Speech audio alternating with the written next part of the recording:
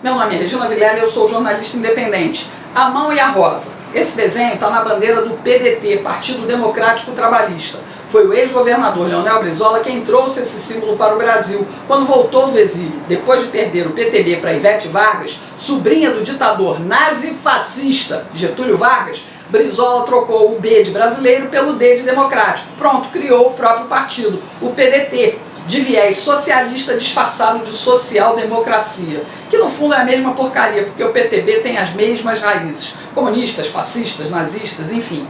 A mão e a rosa é o símbolo da Internacional Socialista, uma organização que atua em mais de 120 países, com o objetivo de implementar, através de partidos políticos, o comunismo em todo o mundo. A organização surgiu quando Marx e Engels se encontraram em Londres em 1864. Eles pregavam revolução, coletivização dos bens de produção, fim da propriedade privada e o fim do exército nacional, ou seja, de todos os exércitos. Os dois não eram muito chegados ao trabalho, mas o Engels era filho de um rico industrial alemão e bancava as contas do Marx. O grupinho comunista foi dissolvido pela guerra entre a França e a Prússia em 1870. Pessoal, é importante prestar atenção nesse detalhe. A vitória da Prússia unificou e tornou o Império Alemão o mais poderoso da Europa no século XIX. A derrota de Napoleão deixou uma dívida enorme. Além de indenização, os franceses perderam territórios da Alsácia e Lorena. A França permaneceu ocupada até pagar a dívida com os alemães. E para pagar as consequências da megalomania de Napoleão, que levou a França à bancarrota, o governo aumentou os impostos. Os parisienses se revoltaram. Trabalhadores tentaram implantar à força a mudança de governo através da Comuna de Paris, uma revolta popular.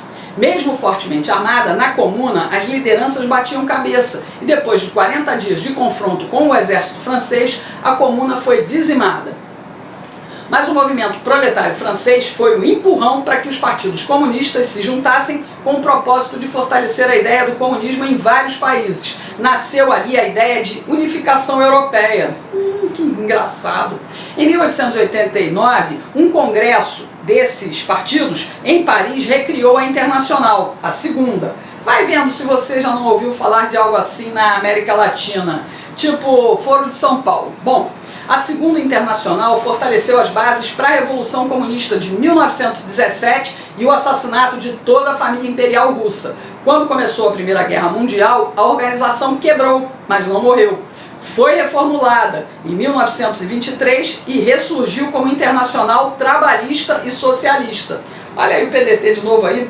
O PTB também, né? Bom, veio a Segunda Guerra Mundial e os comunistas rivalizavam sem grande sucesso com nazistas na Alemanha e fascistas na Itália. Eles se apresentavam como terceira via. Meu Deus, como a história se repete. Quem não aprende com ela, repete os mesmos erros. Lembra que eu falei da quebra da Segunda Internacional? Pois é, na Rússia, um desses pedaços se chamava Internacional Comunista, que ficou conhecida como Terceira Internacional. Durou de 1919 até 1943 e era comandada por Lenin, revolucionário que fundamentou a ideologia comunista russa. Enfim, depois da Segunda Grande Guerra, o mundo se partiu em dois, cortina de ferro e mundo livre. A Alemanha foi ocupada pelos dois lados, a escuridão e a luz. Época da Guerra Fria, entre Estados Unidos e União Soviética. Não houve confronto armado, mas foi repleta de ideologia. Capitalismo versus socialismo. Isso ajudou a refundação e o fortalecimento da Internacional Socialista, que agia nas sombras, arrebanhando corações e mentes, especialmente através das universidades e da cultura.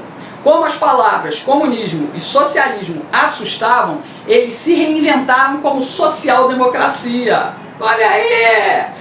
Os partidos sociais-democratas entraram com força na Espanha, do generalíssimo Franco, e em Portugal, Azar. O fim dessas ditaduras facilitou a eleição de políticos e governos socialistas que preponderam até os dias de hoje. Até 1976, a Internacional Socialista estava limitada à Europa. Alguns exilados brasileiros que moraram por lá foram integrados ao grupo, o caso de Brizola, Darcy Ribeiro, César Maia e outros. A partir da década de 1980, eles começaram a agir na América Latina. A Internacional Socialista apoiou a Revolução Sandinista na Nicarágua.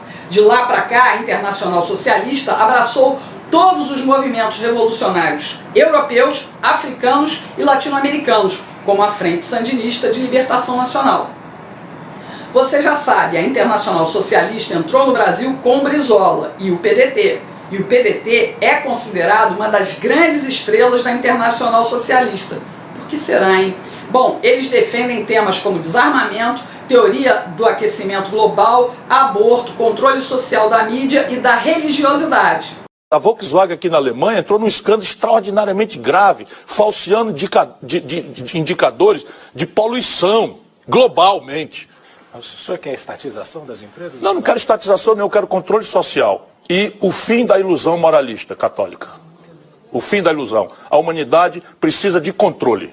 Não adianta alguém imaginar que um anjo vingador vai descer do céu, estalar o chicote e resolver o problema nacional brasileiro. Não. Hoje o PDT está nas mãos do Ciro Gomes, ou melhor, do Partido Comunista Chinês. Dólares chineses bancam o candidato Ciro Gomes à presidência do Brasil, do Partido da Mão e da Rosa. Não esquece disso na hora de votar em 2022. Um abraço.